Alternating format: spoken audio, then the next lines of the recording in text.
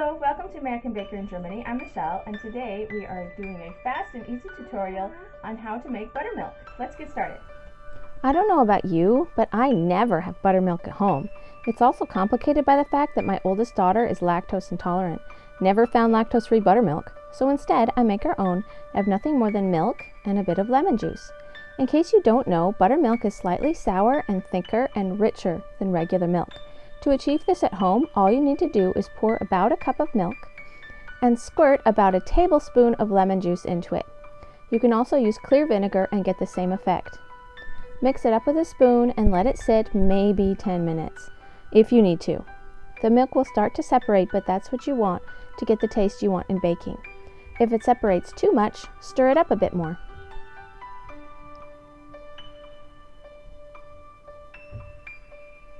I hope you found this tutorial helpful today. Subscribe for more tutorials and baking basics.